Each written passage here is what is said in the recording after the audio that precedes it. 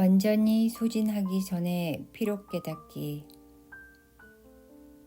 눈부신 성공을 거두려면 몸과 마음이 완전 소진되는 위험부담을 감수해야 한다.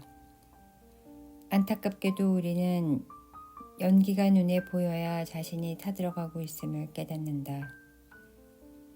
소진, 즉 극도의 피로는 불균형으로 생기는 상태다. 일이나 책임이 너무 크고 시간은 너무 부족한 데다 그 기간이 너무 오래 이어진다. 그동안 추월차선으로 달려왔지만 연료가 다 떨어지고 과열되어 검은 연기가 풀풀 풍긴다. 일반적으로 소진은 워크홀릭이나 완벽주의자와 같은 사람에게나 일어나는 증상이라고 생각하기 쉽다. 하지만 자신을 보살피는 일에 중독된 사람도 이런 상태에 빠질 위험은 다분하다. 보살핌 중독자는 자녀, 일, 결혼생활, 남편, 형제자매, 친구, 지역사회, 사회 문제에 몹시 신경 쓰는 사람을 말한다. 내가 아는 한 모든 사람은 이 보살핌 중독에 빠져 있다. 피로는 심장마비처럼 극적인 결과를 유발하지 않는 까닭에 많은 관심을 받지 못한다. 하지만 우리 몸에서 검은 연기를 내뿜으며 타들어가는 내면의 불길은 돌발적인 화재만큼이나 치명적이다. 때로 소진은 수개월 동안 어려운 프로젝트에 강도 높게 매달리고 나서 완전히 탈진한 느낌으로 드러난다. 일반적으로 일주일 동안 푹 쉬고 나서 느린 속도로 일을 다시 시작하면 겉으로는 회복이 된다. 이때 우리가 간과하는 점이 있다. 극도의 피로는 수년간 지속된 삶의 불균형에서 나온다는 사실 말이다.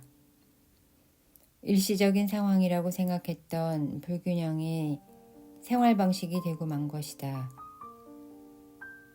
대체로 소진은 좀처럼 떨어지지 않는 독감부터 만성피로 증후군에 이르는 각종 질병으로 시작되며 대체로 우울증을 동반한다. 때로 소진은 창조성 고갈과 분간하기가 어렵다. 특히 당신이 현실 부정에 익숙하다면 이 둘을 구분하기가 더욱 어려워진다. 기진맥진해서 잠이 들고 아침에 일어날 때부터 피곤하며 아무리 잠을 자도 정신이 맑아지지 않는 증상이 몇 달 동안 지속된다면 소진된 상태가 확실하다. 머리를 빗거나 저녁에 외식을 하거나 주말에 친구를 만나러 가거나 휴가를 가는 것조차 많은 노력이 필요하다면 분명 소진된 상태다. 늘 짜증이 나고 조금만 건드려도 눈물이 흐르거나 불같이 화를 낸다면 인정하고 싶지 않더라도 완전히 소진된 상태다. 전화벨 소리가 두렵다면 소진된 상태다. 덫에 걸린 기분이 들거나 절망적이거나 상상에 잠길 수 없거나 즐거운 일이 없거나 매사가 불만스럽다면 소진된 상태다.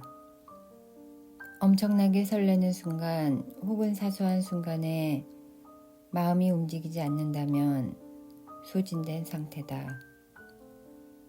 뭔가가 잘못됐고 심각하게 고장이 났지만 문제점이나 개선점을 전혀 알 수 없어 무엇도 만족스럽지가 않다. 고장난 것은 다름 아닌 바로 당신이다.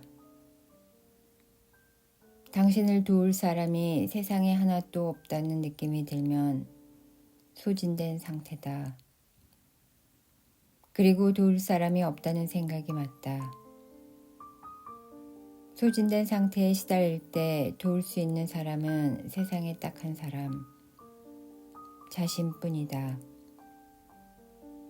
생활 방식을 바꿔야 해결되는데 그럴 수 있는 사람은 당사자뿐이기 때문이다. 잠시 멈추고 느리게 걷고 빙 돌아가야 한다. 힘이 전혀 남아있지 않으면 온전한 모습으로 회복하기 위해 분별력 있는 신의 힘에 의지하는 것 외에 방법이 없다. 절대 정신은 영혼을 구제하기 위해서 물불을 가리지 않고 도움을 준다. 세계적인 심리학자 에다르샤는 말한다. 자신을 진정으로 돌보면 다른 사람을 훨씬 깊이 돌볼 수 있게 된다. 자신의 욕구에 민감할수록 다른 사람에게 더욱 다정하고 너그러워진다. 로버트 프로스트는 고백한다. 내가 담장 안이나 밖에 두고 싶은 게 무엇인지 담장을 쌓기 전에 알고 싶었다. 말하자면 한계는 실생활의 철조망이다. 경계는 가로로 된 나무 울타리이다. 개인 생활이나 직장 생활에서 한계를 넘고자 하면 철조망에 찔릴 가능성이 다분하다. 하지만 경계는 신성한 영역을 구분해 놓은 선이다. 몸을 굽히기만 하면 가로로 된 나무 사이로 넘어갈 공간을 충분히 확보할 수 있다.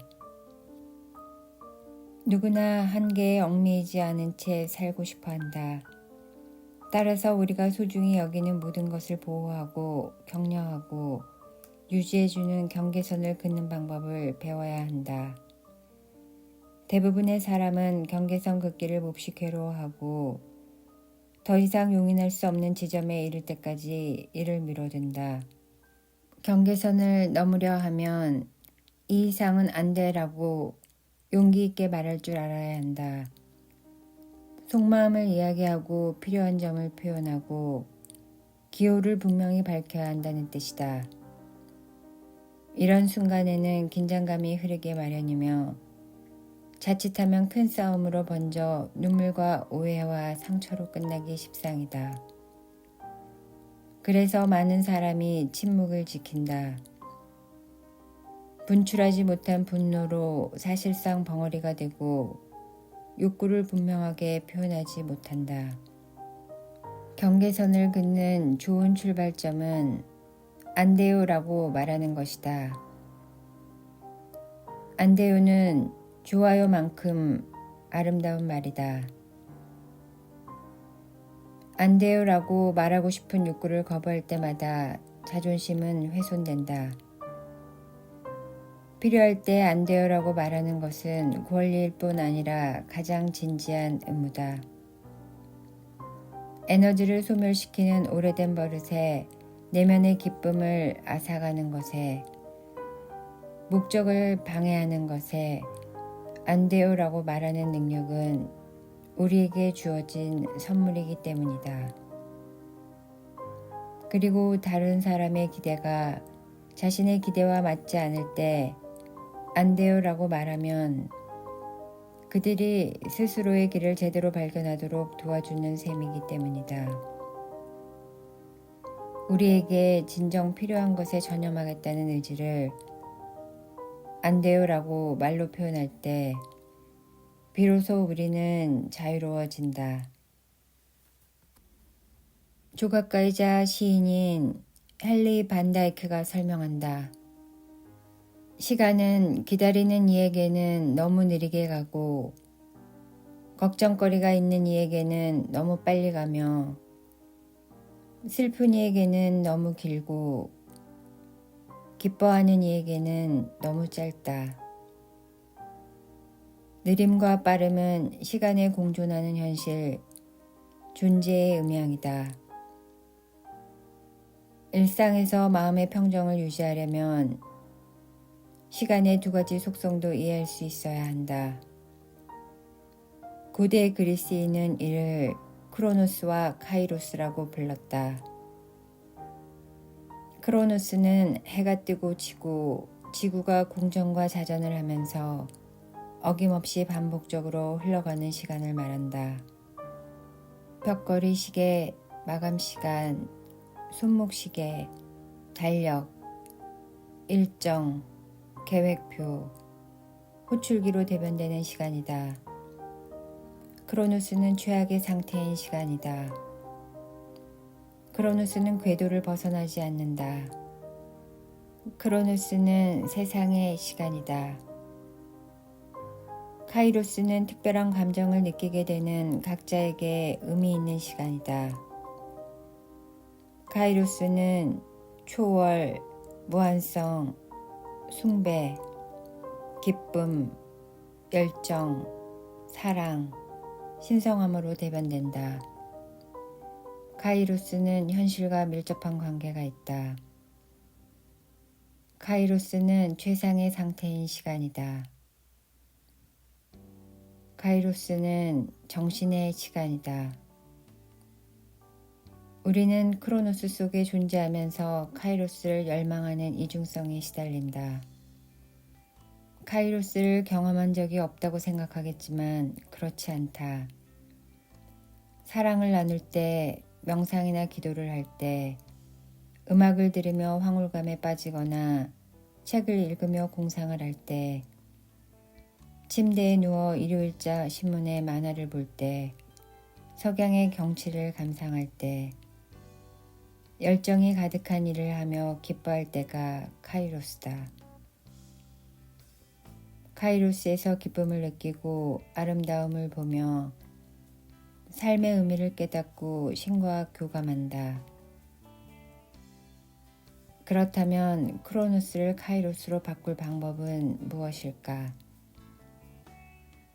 속도를 늦추면 된다. 한 번에 한 가지에 집중하면 된다. 무슨 일을 하든 그 순간에 가장 소중한 일인 것처럼 몰두하면 된다. 세상의 모든 시간이 자신의 것인 것처럼 상상하고 실제로 잠재의식이 그렇게 믿게 하면 된다. 짬을 내면 된다. 천천히 하면 된다. 크로노스에서 카이로스로 전환되는 것은 순간이지만 그러자면 잠시 여유를 가져야 한다. 정신없이 내달리는 삶을 잠시 멈추고 천체의 음악에 귀를 기울이려는 마음만 있으면 된다. 오늘은 그 음악에 맞춰 춤을 춰보자. 이제 당신은 카이로스 속에 살고 있다.